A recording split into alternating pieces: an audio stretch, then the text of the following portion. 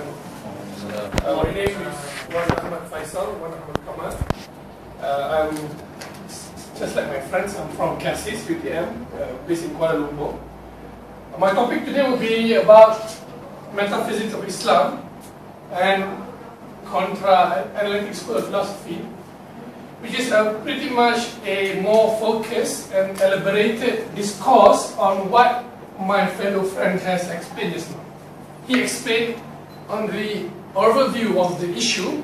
I'm explaining about the problems of the issue currently by comparing what Islam has to offer and what Western has offered us. Basically, I'm sure most of us are doing science in UTM and being obliged to take this course. But like myself and my friend, we are not a science-based student. But I was a chemical engineering student, and I know what it is we call scientific method. So right now, I'm trying to present to you an issue of a history of how this scientific thinking comes into being in our educational system.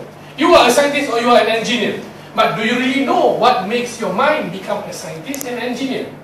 So it actually has its root in philosophy, as explained by our brother Syed Muhammad just now. In modern science, in this university, by very fact, we are, like it or not, has something to do with what I'm talking about, Analytic School of Philosophy. Because, have you heard the word analysis?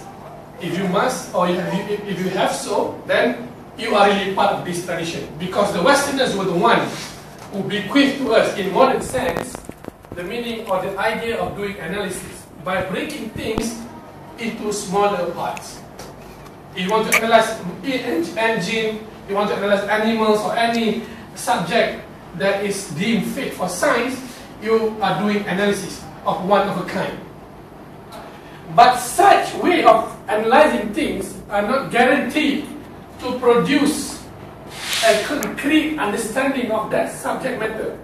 Hence, there is a tendency in modern science to reject something which is higher than the empirical world itself. So don't talk about God, don't talk about heaven and hell, don't talk about religion in science, as if it is like that. So, in modern science, which its father or mother was really analytic philosophy, they have proclaimed that metaphysics, which is one of the 4 branches of philosophy. In Islam, we call it ilahiyat. Ibn Sina wrote a book, Kitab Shifa, and there's a chapter called ilahiyat. And that ilahiyat is metaphysics. Discussion about mahiyah, what is it? That's Arabic technical term, become mahiyah in philosophical dictionary as a thing, essence. So, in modern science, they have rejected metaphysics as a whole. Why? Because for them, it is meaningless. So this root of rejection can be traced in a discourse written by one of the most famous proponents of this idea, is by Alfred Julius Ayer. He is a British philosopher. He wrote this book when he was about 25 years old in England. It was written during 1930s, whereby the Europe was about to begin their first World War I. And of course, this happened after the Ottoman were dismantled by the West. So in this book, he proposed many ideas that is very much problematic to Muslim. And it became a problem not in direct imposing to us as a Muslim, but it became a problem via our education in science and engineering and so on and so forth, in the rational sciences that are being taught in many modern universities of today. In contrast, I'm positing an alternative view provided by Professor Syed Muhammad Naquib Al-Attas, a representative of the tradition of Kalam, Islamic theology per se in Islam. He's a great mutakallim from Malaysia. He's an Arab by descendant, by a Malay. So he proposed a very coherent system of understanding the nature of reality based on the pristine tradition of Islamic sciences like Kalam, Tasawwuf, and also Mantiq.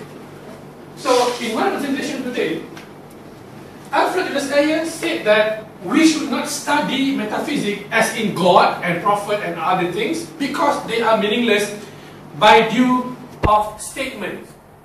Say, when I say, for example, a gold mountain exists, that statement, gold mountain, Jabal, what in Arabic? Zahabul Jabal, Jabal Zahab. It doesn't make sense actually because to them, even though the word has a logical truth or mantiqi, but the reality of the gold mountain doesn't exist. La mawjud. That's why, according to these philosophers, we do not need to inquire about God and others because they are beyond our logical apprehension. Why mantiqi? 5 minutes more. Okay, so I'm sure you're familiar with this tagline. If you really have watched X-Files when you were young, in the 90s. So you see, the Westerners, though this is not something scientific principle, but the spirit of the West will sketch such picture.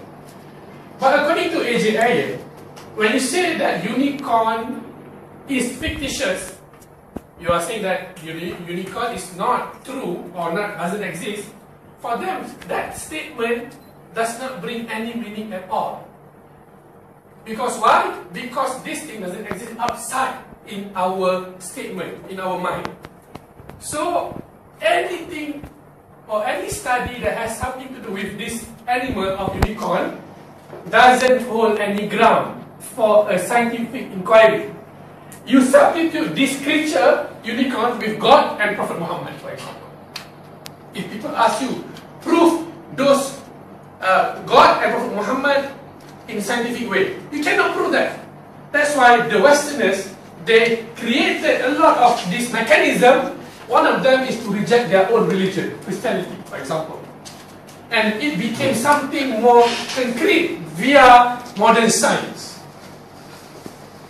So, in Islam, we can solve this problem about mantiq and also about reality.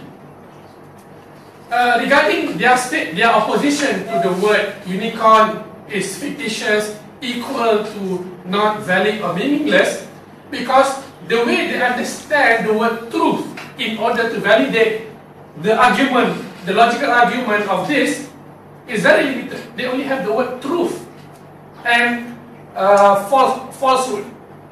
But in Islam, we have this technical term called ḥaqq-bāṭil to explain about something is beyond the empirical grasp. When we talk about God, one of the name of God, Allah is al-haqq. But in order for us to explain something about mantiq, logical statement, we don't use the word haqq. We use the word ṣidq-kādhib.